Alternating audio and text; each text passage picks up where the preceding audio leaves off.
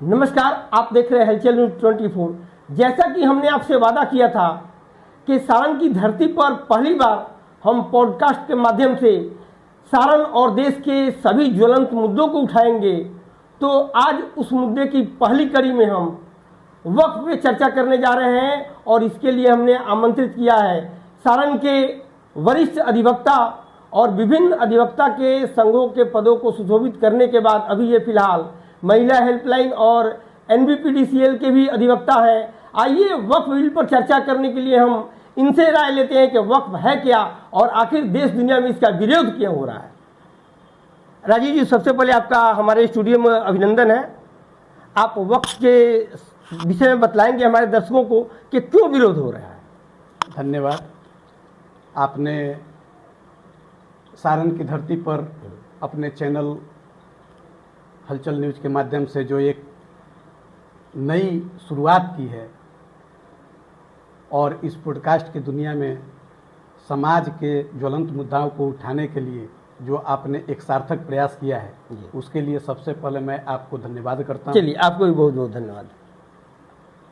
अब जैसा कि आपने सवाल किया कि वक्फ बिल पर इस तरीके का विरोध क्यों हो रहा है और ये है क्या, तो सबसे पहले तो सुनील जी हम ये जानने का प्रयास करेंगे कि ये वक्फ बिल है क्या, ये क्यों लाया गया, इसके पीछे सरकार की मंशा क्या रही, विरोधियों की मंशा इसके पीछे क्या है, समर्थकों की मंशा इसके पीछे क्या है। जब तक हम इसके इतिहास के बारे में नहीं जानेंगे, जब तक हम वक्फ बिल के मूल भावनाओं को नहीं समझेंगे, तब तक समाज में जो ये भ्रांतियाँ फैली हुई हैं और जिस तरीके से विरोध हो रहे हैं, जिस तरीके से समर्थन हो रहे हैं, उसके गहन पहलुओं को हम नहीं बता सकते हैं कि ये सही है कि गलत है। तो अब आपके अंदर एक सवाल आ रहा है, बहुत लोगों के अंदर ये सवाल आ रहा है कि ये वक्फ है क्या, है बिल्कुल सही बात है। बिल्कुल सही। तो वक्फ बिल का जो वक्फ का जो कंसेप्ट है, अभी बिल की बात हम छोड़ देते हैं, वक्फ का जो कंसेप्ट है वो मुस्लिम समाज में ये इसलिए लाया गया कि जो मुस्लिम धर्म के लोग हैं, उनमें जो गरीब हैं, विधवाएं हैं, यतीम बच्चे हैं, जिनकी स्थिति काफ़ी दयनीय है, उनका कल्याण किस तरीके से किया जाए, वे कैसे अपने जीवन यापन को ठीक ढंग से कर सकें। और वक्त में एक बात ये भी थी कि जो भी मुसलमान, जो भी इस्लाम धर्म के फॉलोअर्स हैं, उनके द्वारा अल्लाह के नाम पर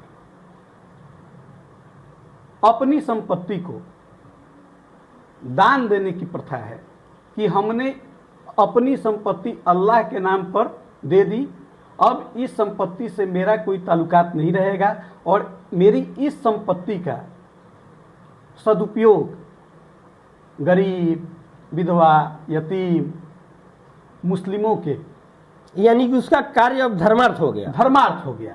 वक्फ बिल्कुल का मतलब ही होता है धर्मार्थ।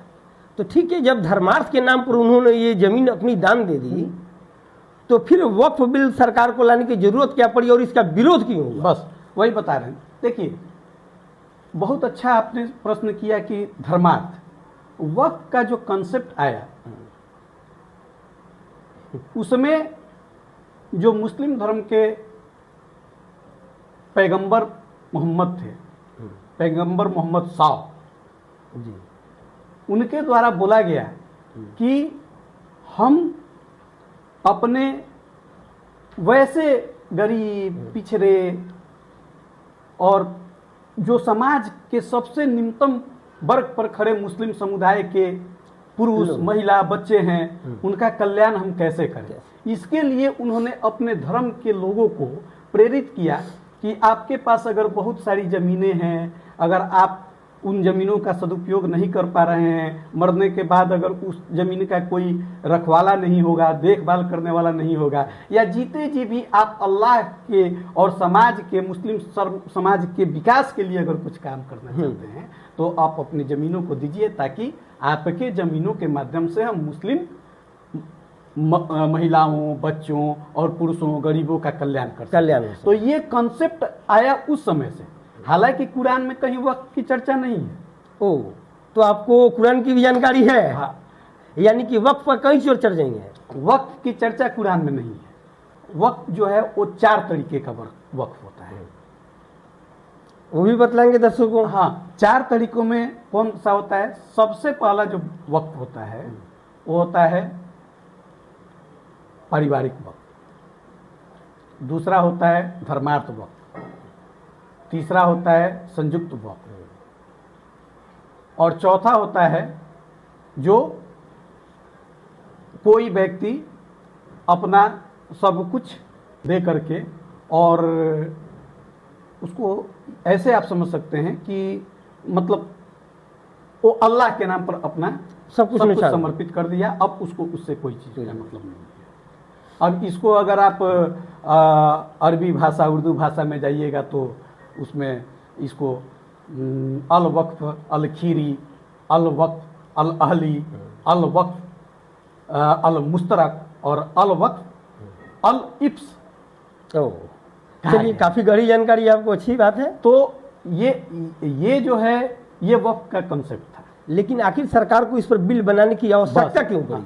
1923 में जब अंग्रेजों की सरकार थी, जब अंग्रेजी शासन में हम थे, तो उस समय धर्मगुरुओं, जो मुस्लिम धर्म के धर्मगुरु थे और बाकी लोग जो थे, उनके द्वारा अंग्रेजी शासन से कहा गया कि भाई हमारी जो प्रॉपर्टी है, जो हम दान किए हुए, उसका एक ऐसा मैनेजमेंट होना चाहिए कि उस मैनेजमेंट के आधार पर हम अपने लोगों का कल्याण कर सकें।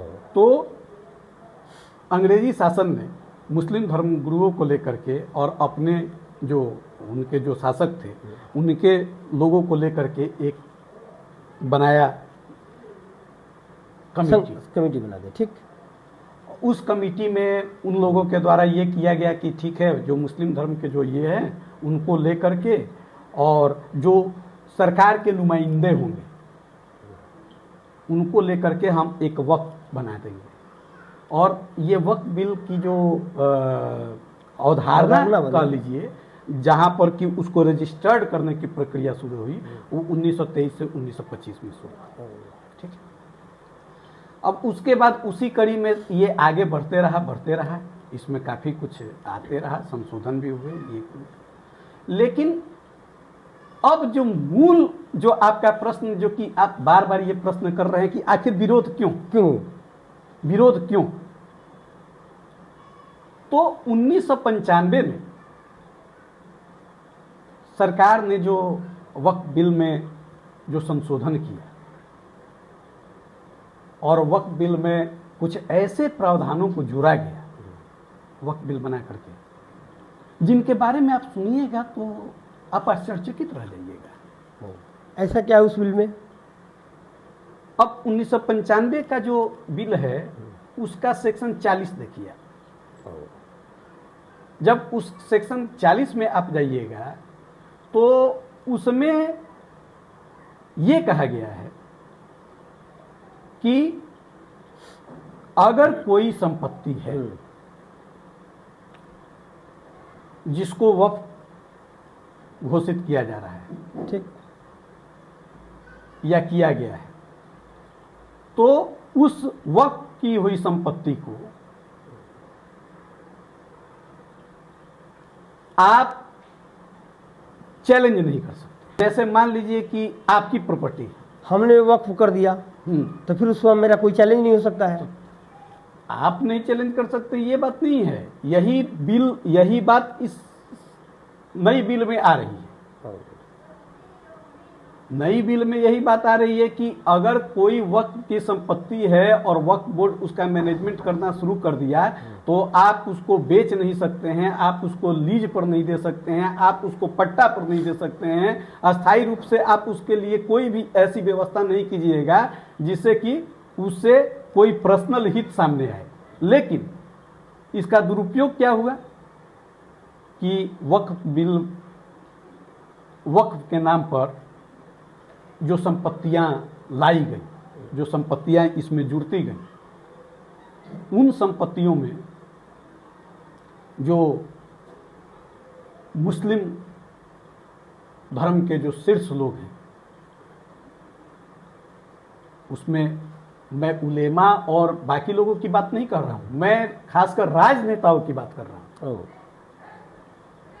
बहुत सारे उलेमा, बहुत सारे मौलवी, बहुत सारे मुस्लिम धर्म के जो कट्टर समर्थक लोग हैं आज इस बिल से खुश हैं, नाराज नहीं है। सारे लोग नाराज नहीं है, एक प्रोपगंडा बनाया गया है कि सारे लोग नाराज हैं, जबकि 80% लोग इससे खुश हैं, 20% ही नाराज हैं। लेकिन ये समाज में दिखलाया जा रहा है, ये मीडिया में दिखलाया जा रहा है कि सारे लोग नाराज हैं। कहीं देखने में आ रहा है कि कोई नेता पार्टी छोड़ रहा है, तो हाँ, कहीं घर फूके जा बस रहे हैं। वही राजनेताओं को इससे दिक्कत है, इसलिए कि तो क्या ये कहा जाए कि इस पर भी राजनीति रोटी से की जा रही है? विशुद्ध राजनीति, विशुद्ध राजनीति है। इसलिए विशुद्ध राजनीति है कि कर्नाटक के एक बहुत बड़े मंत्री जो कि कांग्रेस सरकार से लेकर के और बाकी में भी वो मंत्री रहे, रेल मंत्री भी थे, सीके जाफर शरीफ उनका नाम था। और ऐसा बताया गया है कि बेंगलोर शहर में, बेंगलोर रेलवे स्टेशन के आसपास में वक्फ के संपत्ति पर उनके कम से कम 5 5 स्टार होटल हैं। ये तो सरासर गैर कानूनी हो गया ये चीज। और इसलिए कि जहां तक मुझे भी जानकारी है कि वक्फ की जमीन को ना तो लीज दी जा सकती है, ना ही क्रय विक्रय हो सकता है, वो प्योर धर्मार्थ कार्य, प्योर धर्मार्थ। तो आप उस पर होटल कैसे बना दीजिए? वैसे ही हैदराबाद में भी इस तरीके की बात सामने आई है। जो हैदराबाद के ओवैसी हैं, उनके बारे में भी ऐसी सूचनाएं सामने आ रही हैं कि उनके द्वारा अपने प्रभाव का इस्तेमाल करके और काफ़ी वक्फ प्रॉपर्टियों पर कब्जा किया गया है। और ये बात कोई और नहीं कर रहा है, ये हैदराबाद के मुस्लिम उलेमा और मौलवी कह रहे हैं। लेकिन चूंकि हैदराबाद में सरकार में हमेशा से ओवैसी का एक दखल रहता है, उसके चलते कोई बोल नहीं पा रहा है, कोई बोल नहीं पा रहा है। और वही नहीं बोलने का फायदा ये राजनेता उठा करके और जो गरीब पिछड़े मुस्लिम वर्ग के लोग हैं उनको बहका करके और सड़क पर ला करके हिंसा करवा रहे हैं। वक्फ के 1995 के बिल में सेक्शन 85 में ये कहा गया कि वक्फ से संबंधित, वक्फ के भूमि से संबंधित अगर किसी भी प्रकार का विवाद है तो उसकी सुनवाई किसी भी सिविल न्यायालय, किसी भी राजस्व न्यायालय, राजस्व न्यायालय का मतलब हो जाता है एसडीओ का कोर्ट, डीएम का कोर्ट, यानी कि सरकार का उसमें दखलंदाजी नहीं होगा, सरकार का न्यायालय का नहीं होगा, उसमें जो है न्यायालय का भी दखल नहीं होगा, खासकर जो लोअर जुडिशियरी है। अब जो है किसी प्रॉपर्टी को जब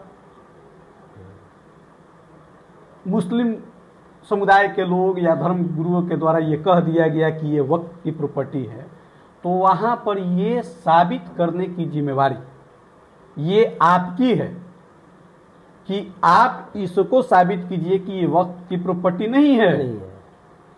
उन्होंने कह दिया कि ये वक्फ की प्रॉपर्टी है, तो ये वो इसके लिए कागज नहीं दिखलाएंगे कि ये वक्फ की प्रॉपर्टी कैसे है, कैसे? किसने इसको वक्फ किया, कब किया, कहां से आया, किसके नाम पर था, ये वो कोई कागज नहीं दिखलाएंगे। आप ही की जमीन है, मेरी ही जमीन है। वक्फ बिल पर वक्फ के 85 धारा में 40 धारा में ये हुआ कि अगर कोई उसको जाकर के कह देता है कि ये वक्फ की संपत्ति है ये वक्फ बाय यूजर है, तो उसके लिए अब आप किसी भी सिविल कोर्ट में कोई मुकदमा नहीं कर सकते हैं। कोई एसडीओ, कोई डीसीएलआर, कोई डीएम, कोई कमिश्नर के पास आप कुछ नहीं कर सकते। भले ही उस वक्फ का फायदा गरीब मुसलमानों को न मिले, मिले या ना मिले, और वो लेकिन राजनेता इसको हो चाटेंगे। या ना हो, लेकिन उन्होंने कह दिया तो फिर ये आप साबित कीजिए कि वक्फ की प्रॉपर्टी नहीं है। नहीं, तो जब वक्फ की प्रॉपर्टी नहीं है, ये आप कैसे साबित कीजिएगा? तो उसके लिए ट्रिब्यूनल बनाया गया। आप सिविल न्यायालय में नहीं जाइएगा, उसके लिए एक ट्रिब्यूनल बनाया गया, और इस ट्रिब्यूनल में कौन रहेगा? सिर्फ मुस्लिम समुदाय के लोग। तो फिर न्याय की उम्मीद कहाँ? अब आप फिर न्याय की उम्मीद कहाँ? आप समझ सकते हैं। और तो ट्रिब्यूनल ने जो फैसला दे दिया, तो उसको चैलेंज करने के लिए आप विशेष रेयरेस्ट ऑफ रेयर केस में उसकी सुनवाई हाई कोर्ट और सुप्रीम कोर्ट करता है, अन्यथा ट्रिब्यूनल ने जो फैसला कर दिया दैट इज एनफ। तो अगर मान लीजिए कि हम आज आपके स्टूडियो में, हलचल न्यूज के स्टूडियो में बैठ करके वक्फ बिल पर चर्चा कर रहे हैं, और यहाँ पर कुछ उलेमा, कुछ कट्टरपंथी लोग आए और बोले कि नहीं नहीं, ये स्टूडियो तो सुनील जी, ये तो वक्फ की संपत्ति है। अब वो तो ये फिर तो मामला फंस जाएगा। अब वो ये नहीं बताएंगे कि ये कब से वक्फ है और कैसे वक्फ की संपत्ति हो गई। आप बताइए कि नहीं, वक्फ की संपत्ति नहीं है। अब जो माननीय सर्वोच्च न्यायालय के द्वारा एक सुनवाई के क्रम में गंभीर सवाल उठाया गया कि 13वीं, 14वीं, 15वीं शताब्दी का कागज कोई कैसे लाएगा। सर्वोच्च न्यायालय के द्वारा ये कहा गया कि 13वीं, 14वीं, 15वीं शताब्दी का कागज कोई कैसे लाएगा। मैं बड़े ही सम्मान के साथ सर्वोच्च न्यायालय के उन्हीं न्यायाधीश महोदयों से ये प्रश्न करना चाहता हूँ कि जब वक्फ बिल में इस तरीके की बात है कि वक्फ संपत्ति नहीं है, इसको आप साबित कीजिए और कागज दिखाइए कि आपका ये कैसे है। तो अगर किसी हिंदू के जमीन पर जिसको वक्फ घोषित किया जा चुका है और उसके लिए आप उससे कागज मांगिएगा कि आप दिखाइए कि आपके पास कागज है कि नहीं, है कि नहीं, चाहे वह 15वीं शताब्दी का हो, 16वीं शताब्दी का हो, 14वीं शताब्दी का हो, और जब वक्फ की बात आ जाती है तो आप कहते हैं कि वो कागज कैसे लाएगा, ये दोहरापन क्यों? वक्फ और वक्फ बिल, इन दो शब्द के बाद नया शब्द आ रहा है वक्फ बाय यूजर। आखिर ये शब्द क्या है? आपने भी बहुत रिसर्च किया है। सुप्रीम कोर्ट ने जो अभी सुनवाई के दौरान जो ये 3 बिंदुओं पर गंभीर रूप से चर्चा की, उसमें सबसे जो प्रमुख विषय था वो वक्फ बाय यूजर था। ओ, वही है मुद्दा ना। अब आपके दर्शकों के लिए हम बता दें जी कि वक्फ बाय यूजर का मतलब क्या होता है। वक्फ बाय यूजर का मतलब यह होता है कि आपके पास उस संपत्ति का कोई कागजात नहीं है, किसने वक्फ किया इसकी कोई जानकारी नहीं है, लेकिन अगर विगत कुछ समयों से या विगत काफी समयों से हम किसी जमीन का इस्तेमाल वक्फ में कर रहे हैं, नमाज पढ़ने के लिए या कब्रिस्तान के रूप में या फिर उस तरीके के लिए किसी कोई ये कर रहे हैं, यूज कर रहे हैं, तो उसके लिए वो जो हो जाता है, कोई कागज नहीं है, कुछ नहीं, हम यूज कर रहे हैं, इसलिए यानी कि वो भी वक्फ हो गई। वो वक्फ बाय यूजर हो गया। वो संपत्ति चाहे किसी की हो, हम उसको यूज कर रहे हैं, इस पर हम अपने धर्म से संबंधित मान्यताओं का इस्तेमाल कर रहे हैं, इसलिए ये संपत्ति मेरी, संपत्ति हमारी, ये वक्फ बाय यूजर है। तो और हमको लगता है राजीव जी कि अगर देश में जो सबसे ज्यादा विरोध का स्वर है वही वक्फ बाय यूजर का है। बस वक्फ बाय यूजर है कि जहां खूंटा गाड़ दिए वो जमीन हमारी हो गई। वक्फ बाय यूजर का मतलब ये होता है कि ये मेरी मोबाइल है, हाँ, और इस मोबाइल को हाँ, आपने हमें दे दिया। हाँ, और इस मोबाइल को मैं यूज कर रहा हूँ। हाँ, दिया भी नहीं। हाँ, दिया भी नहीं, यही लेकिन तो हमने की यूज बात कर है। लिया। मैंने ये मोबाइल यहाँ रख दिया, मैं यहाँ से चला गया, आप आए मेरा मोबाइल उठा करके इस पर अपना कुछ करने लगे, और मैं संजोग से 1-2 दिन तक इस नहीं मोबाइल को नहीं देख सका। और मैंने सोचा कि सुनील जी तो हमारे करीबी हैं, अच्छा उन्हीं के पास है तो क्या बात है। और उसके बाद आप के पास जब मैंने कहा कि भाई मेरा मोबाइल आपके पास रह गया था, आप एक काम कीजिए मेरा मोबाइल दे दीजिए, तो आप कहिएगा नहीं ये तो मोबाइल भाई यूजर हो गया, ओ, ये तो मेरा मोबाइल मेरा है। यहाँ क्या कानून लागू हो सकता है? तो 1995 में यही किया गया, जो मैंने सेक्शन 40 की बात की वही है। उसमें वही चीज है कि अगर कोई संपत्ति वक्फ बाय यूजर घोषित हो गया, उसको कर दिया गया, तो आप उसको उस संपत्ति को सिर्फ और सिर्फ ट्रिब्यूनल में चैलेंज कर सकते हैं, और ट्रिब्यूनल का आदेश ही अंतिम आदेश होगा। यानी कि जो उसने कह दिया, जो उसने कह दिया, अगर उसने कह दिया कि नहीं ये जो है प्रॉपर्टी जो है वक्त की है, तो ये वक्त की है। और हास्यास्पद स्थिति, ये इस बिल को लाने की जरूरत क्यों पड़ी?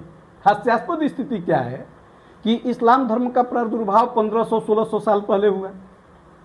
बिल्कुल, इसमें तो किसी को ऐसा नहीं है कि कोई जानकारी नहीं है, सारे लोग जानते हैं। लेकिन तमिलनाडु में एक 1800 साल पुरानी मंदिर है, उसको वह प्रॉपर्टी घोषित कर दिया गया। और अभी उस पर विवाद चल रहा है। वो मामला हाई कोर्ट में गया, मद्रास हाई कोर्ट में उसकी सुनवाई हुई। उनके द्वारा पूछा गया कि भाई 1500 साल पहले इस्लाम आया और 1800 साल पुराना मंदिर है, 1800 साल पुराना गांव है, और पूरा का पूरा गांव वक्त कैसे हो गया? तो उनके द्वारा कहा गया वक्त बाय यूजर। अजीब इत्तेफाक है। अब वक्त बाय इसी, और नई दिल्ली में एक सरस्वती बागान है। देखिए ये एक प्लान्ड वे में इस तरीके का काम किया जा रहा है। इसमें आम जो मुसलमान हैं, जो सच्चे मुसलमान हैं, जो सही मायने में इस्लाम धर्म के फॉलोअर हैं,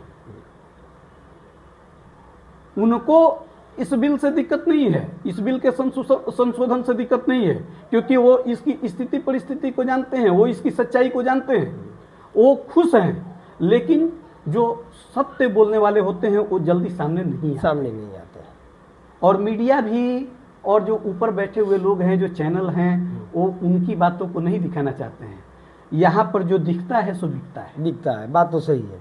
चलिए, दिखने और बिकने की बात करें तो हमारा हलचल न्यूज क्राइम की रिपोर्टिंग करता है। क्राइम की सभी खबरें आती हैं, लोग कहते हैं कि हलचल हो रहा है नहीं। और चूंकि आप कोर्ट में बैठे हैं तो हमारे हलचल न्यूज के विषय में आपकी क्या राय है? नहीं, आपकी राय, मैंने तो वही कहा कि जो शीर्ष स्तर के मीडिया हैं, अगर आपके जैसे न्यूज चैनल चलाने वाले लोगों के जैसे संवेदनशील हो जाए, आपके जैसे न्यूज चैनल चलाने वाले लोगों का जो नजरिया है, हलचल न्यूज जिस तरीके से एकदम सटीक और बिना किसी लाग लपेट के सच्चाई के साथ जिस तरीके का न्यूज दिखलाता है, अगर उस तरीके का 20% अगर शीर्ष चैनल एडॉप्ट कर दे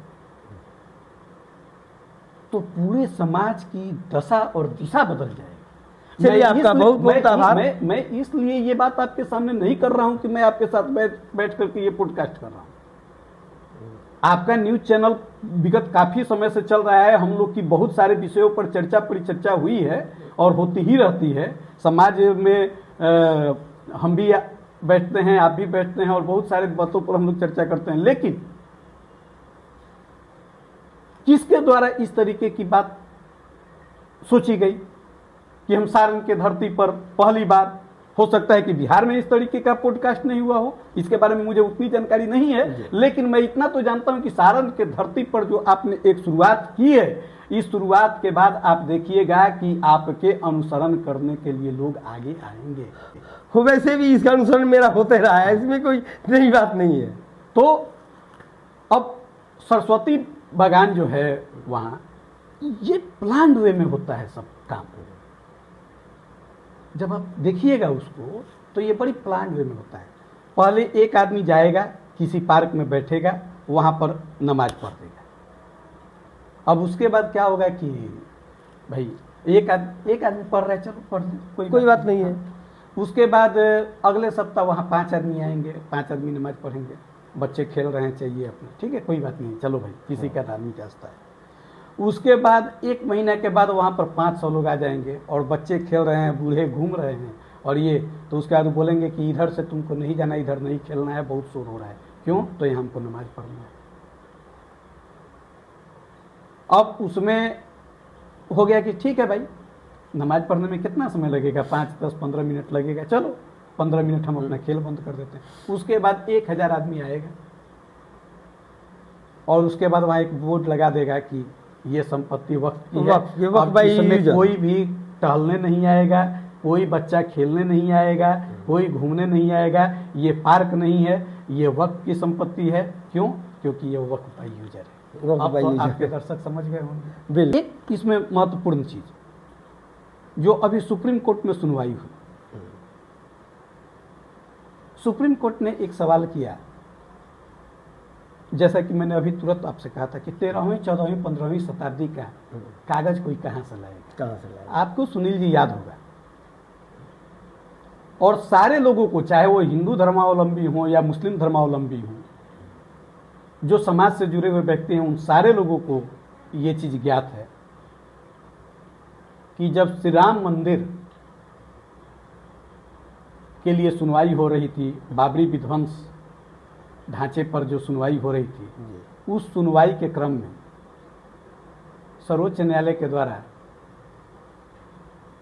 श्री राम मंदिर की ओर से पेश हुए अधिवक्ताओं के से ये सवाल किया गया कि आप ये कैसे कह सकते हैं कि श्री राम अयोध्या में ही पैदा हुए थे, इसका आप कागज दिखलाइएगा।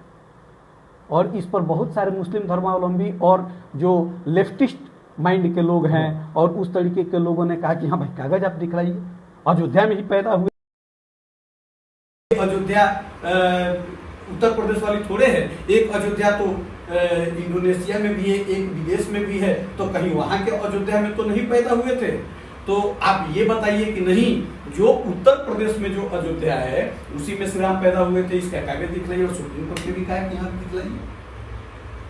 उससे भी क्या, जब ये हो गया कि ठीक है भाई, इसकी चर्चा है, वो स्वामी तुलसीदास जी महाराज ने अपने श्री रामचरितमानस में और बहुत सारे ग्रंथों में इस बात की चर्चा है कि श्री राम प्रभु का जन्म जो है अयोध्या में हुआ था, सरजू के तीर पर, और उसका सारा चीज बताते हुए, जैसा कि हमारे संत श्री राम भद्राचार्य जी ने भी सारा चीज बताया है।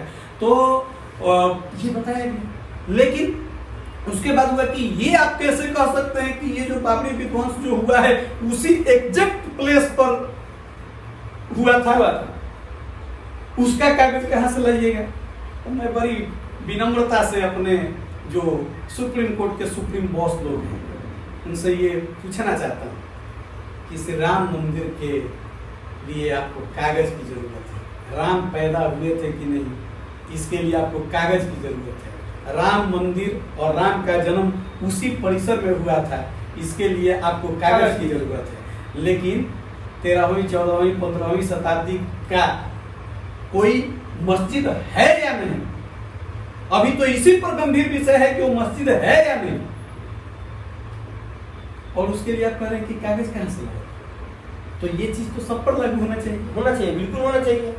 और आज हम कहते हैं कि जैसे आप वक्त बाय यूजर का कंसेप्ट ला रहे हैं, अगर कल हिंदू धर्म के लोग खड़े हो जाएं और कहें कि सनातन बाय यूजर भी होना चाहिए, उस दिन देश की स्थिति क्या, तब तो फिर विध्वंस की स्थिति हो जाएगी कि हम यहाँ पर हनुमान चालीसा पढ़ रहे हैं इसलिए ये सनातन बाय यूजर है, इसलिए सनातन की संपत्ति है, जहां हम पढ़ दिया हमारा हो गया। 2005 में ताजमहल को वक्फ की संपत्ति घोषित कर दी। हास्यास्पद बात है। उसको तो देखा जाए तो देश की एक धरोहर है। देश की धरोहर होने के साथ साथ वो उसको वक्फ किसने किया, वक्फ की संपत्ति कैसे हो गई, इस पर आप कुछ बताइएगा। नहीं बताइए। अभी अपने बिहार में ही 2-3 जगहों पर ऐसा आया है कि गांव के लोगों को, एक शायद मोतिहारी वगैरह में आया, एक नालंदा साइड में कहीं पर आया है कि 100 लोगों को नोटिस कर दिया गया कि ये जो संपत्ति है वक्फ की संपत्ति है, तुम छोड़ करके जाओ। अब वो लोग कागज कहां से दिखलाएंगे? 1952 हम लोग न्यायालय में रहते हैं, 1950, 52, 54 का कागज हम लोग भी जानते हैं, निकालने में आपके पसीने छूट जाएंगे। वो तो निश्चित तौर पर पसीने छूट जाएंगे। लेकिन अगर उसी संपत्ति को कोई वक्फ का यूजर करके और अगर उसको हथिया लेता है तो आपके पास तो कोई रास्ता नहीं है। तो सरकार ने 2005 के अमेंडमेंट बिल में यही कहा कि अभी जो वक्फ बाय यूजर है उस पर हम कोई उस तरीके से छेड़छाड़ नहीं करेंगे, लेकिन हम उसकी जांच कराएंगे कि उस संपत्ति का इस्तेमाल सही ढंग से हो रहा है कि नहीं। और जो विवादित है, सारी तो विवादित नहीं है, तो जो विवादित संपत्तियां उनकी जांच कराएंगे। ओवैसी ने निकल करके क्या बयान दिया आपको मालूम है? ओवैसी ने बयान दिया कि ठीक है, सुनवाई तो हो रही है, सुनवाई होगी, लेकिन मुस्लिम धर्म के लोगों को एकदम अलर्ट रहने की जरूरत है। इसका मतलब तुम उनको उकसा रहे हो कि अगर सर्वोच्च न्यायालय के द्वारा अगर वक्फ बिल में जो संशोधन है उसको स्वीकार कर लिया गया तो तुम कह रहे हो कि अलर्ट रहिए, आपकी मस्जिदें छीन जाएंगी, आपका कब्रगाह छीन जाएगा, आपका घर छीन जाएगा, मकान छीन जाएगा। ये सीधे सीधे उसकी राजनीति है। ऐसा कहीं नहीं होने जा रहा है कि किसी की मस्जिद, किसी का कब्रिस्तान और किसी का घर और जमीन छीनने की बात है।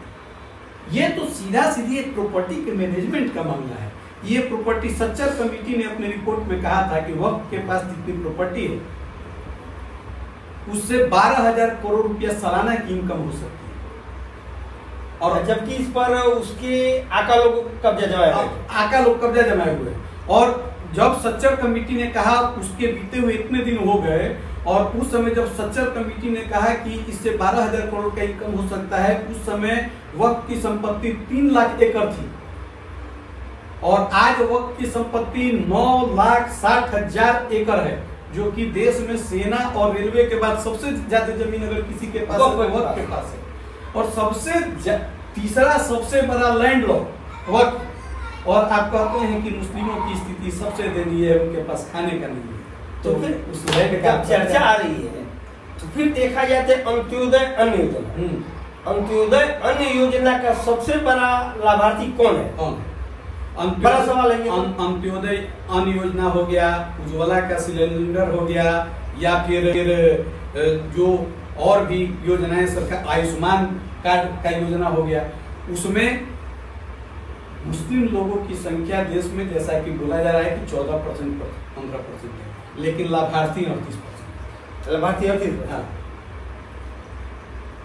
तो एक की ओर आपको सब लाभ चाहिए और 9,60,000 एकड़ जमीन में अगर कोई एक बड़ा अस्पताल बता दे, कोई एक बड़ा स्कूल बता दे, कोई एक बड़ा वैसा धर्मार्थ कार्य करने के लिए, गरीबों के कल्याण के लिए, मुस्लिम गरीबों के कल्याण के लिए कोई योजना बता दिया जाए, किसी भी आप उलेमा, किसी भी मौलवी से बुला करके पूछिए। चलिए, चर्चाओं का दौरा जब हम विराम पे लेते हैं। आप हमारे स्टूडियो में पॉडकास्ट के लिए आपका बहुत बहुत धन्यवाद। लेकिन चर्चाओं का ये दौर आगे भी जारी रहेगा। वक्त पे चर्चा के लिए हमारे साथ और भी लोग जुड़ेंगे। आइए, तब तक हम अगले पॉडकास्ट के लिए तैयार होते हैं। धन्यवाद।